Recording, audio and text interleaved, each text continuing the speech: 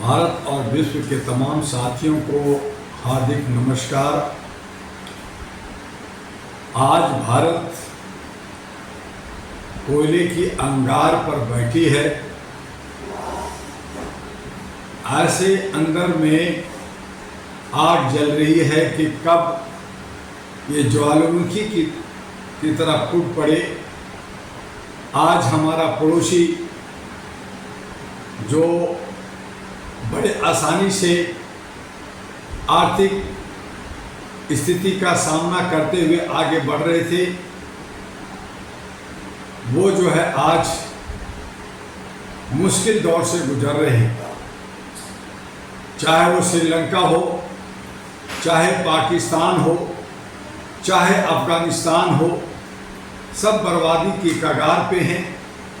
और अब जिसको उम्मीद नहीं थी, बांग्लादेश, वो भी बर्बादी की कगार पे पहुंच गया है। वहाँ के प्रधानमंत्री शेख हसीना अपने देश वतन को छोड़कर भारत में शरण ली हुई हैं। अराजकता, असामाजिक तत्वों का तांडव और एक समुदाय दूसरे समुदाय के ऊपर बेवजह अटैक, नुकसान सरकारी प्रॉपर्टी का, नुकसान व्यापारियों का, नुकसान उन मासूम लोगों का जो उनके आंदोलन से दूर दूर तक कोई रिश्ता नाता नहीं है। आप आरक्षण की मांग करते हैं, आप हक अधिकार की मांग करते हैं, लेकिन अगर आप उसे उग्र बनाकर खून खराबा करते हैं, देश के संपदा को नुकसान पहुंचाते हैं, ये उचित नहीं है।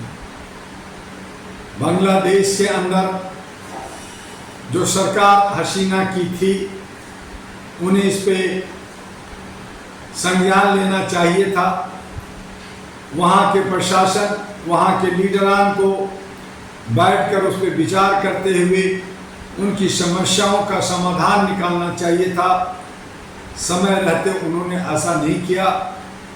और जो यूथ जो गुस्से में थी वो सड़कों पे आई।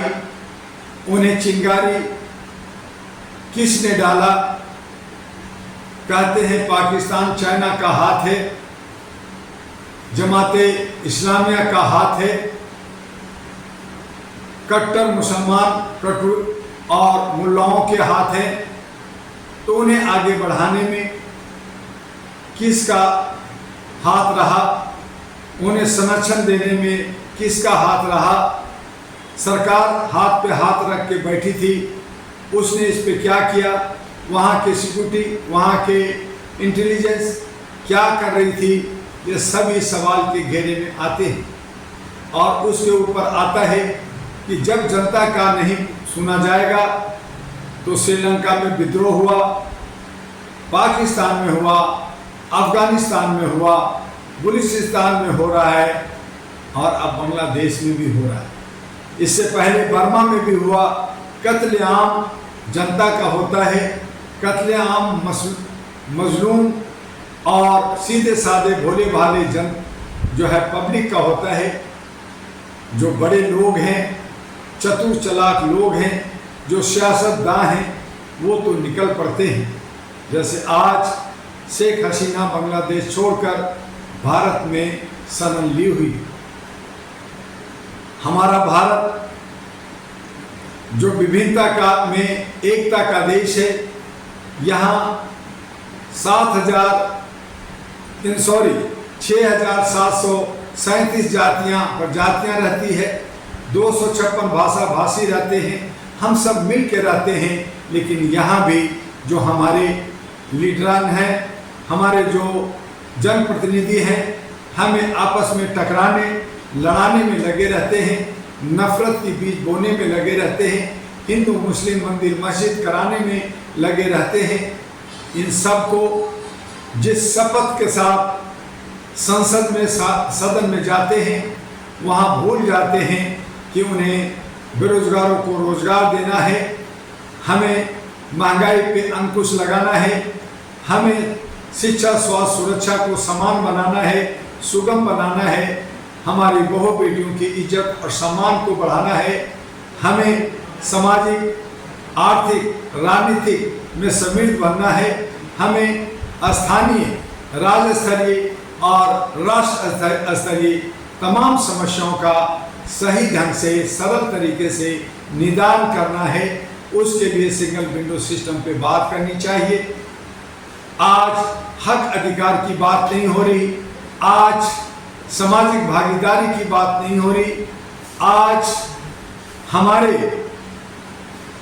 भारतीय जनगणना राष्ट्रीय जनगणना जो जात पात ऊंच नीच पे जिस तरह से बंटवारा करके राजनीतिक होती है उसकी जनगणना नहीं हो रही है, ताकि जिसका हक अधिकार है, जिसकी भागीदारी है, जिसकी हिस्सेदारी है वो मिल सके। इन सब पे लोग जो है खामोश रहते हैं, बुद्धिजीवी भी खामोश हैं और आंदोलनकारी अपने तरीके से बिना दशा दिशा देखे उछल कूद करते रहते हैं, लाखों करोड़ों खर्च करते हैं, लेकिन उनके बीच में अच्छे सच्चे लीडर नहीं है जो उनको तरीके से जोड़ सके, या यूं कहें कि लोगों को अपने ही लोगों पर विश्वास नहीं है, वो लामबद्ध नहीं है, वो टूटे हुए हैं, टुकड़े टुकड़े गैंग हैं, और जो लोग रोटी सेक रहे हैं वो इससे मजे से चटकारे ले रहे हैं और वो तोड़ने में लगे हुए हैं और हम टूटने में लगे हुए हैं।